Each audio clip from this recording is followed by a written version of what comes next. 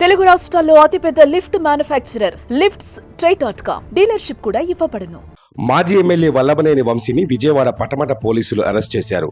Gannavaram TDP ఆఫీస్పై దాడి కేసులో నిందితుడిగా ఉన్న వంశీని హైదరాబాదులో అదుపులోకి తీసుకుని విజయవాడ తరలించారు.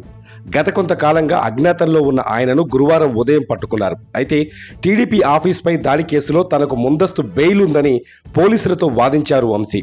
కానీ కిడ్నాప్, బెదిరింపు కేసులో వంశీని అరెస్ట్ చేసినట్టు తెలుస్తోంది.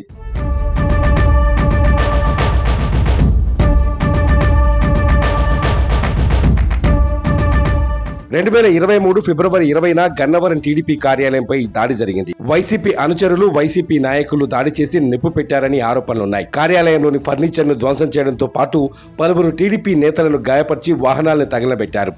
5 గంటల పాటు అక్కడ ఉద్రిక్త వాతావరణం నెలకొంది. అయితే వల్లభనేని వంశీ ప్రోద్బలంతో ఆయన అనుచరులు, వైసీపీ నాయకులు ఈ దాడికి పాల్పడ్డారని ఆ ఆఫీసులో కంప్యూటర్ ఆపరేటర్ గా పనిచేసే సత్యవర్ధన్ ఫిర్యాదు చేశారు. దీంతో వంశీ అనుచరులతో పాటు వల్లభనేని వంశీపై ఎఫ్ఐఆర్ నమోదు చేశారు. ఐపీసీ 143, 147, 148, 435, 506, రెడ్ విత్ 149, 3/1 సెక్షన్ల కింద కేసును పోలీసులు నమోదు చేశారు.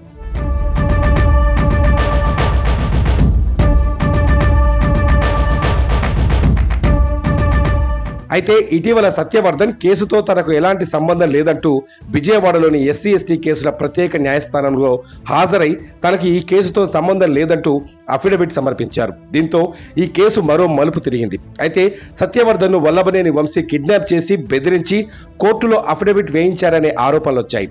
ఈ నేపథ్యంలోనే వంశీని పోలీసులు అరెస్ట్ చేశారు. గన్నవరం టీడీపీ ఆఫీసుపై దాడి కేసులో 88 మందిని నిందితులుగా చేర్చారు. ఇప్పటికే 45 మంది వరకు అరెస్ట్ అయ్యారు. వంశీ సహా మరికొందరు బెయిల్ కోసం సుప్రీంకోర్టు వరకు వెళ్లగా కింది కోర్టునే ఆశ్రయించాలని సర్వోన్నత న్యాయస్థానం సూచించింది.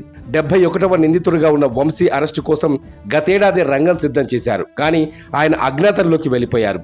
నియోజకవర్గానికి దూరంగా ఉండి హైదరాబాద్కే పరిమితమయ్యారు. కానీ ఇవాళ సత్యవర్ధన్ కిడ్నాప్, బెదిరింపు కేసుతో హైదరాబాదులో అదుపులోకి తీసుకోవడంతో ఆయన అనుచరుల్లో ఆందోళన వ్యక్తమవుతోంది. వైసీపీ అధికారంలో ఉండగా అప్పటి ప్రతిపక్ష నాయకుడు చంద్రబాబు సతీమణి భువనేశ్వరిపై వల్లభనేని వంశీ అనుచిత వ్యాఖ్యలు చేయడం కూడా తీవ్ర సంచలనం సృష్టించింది.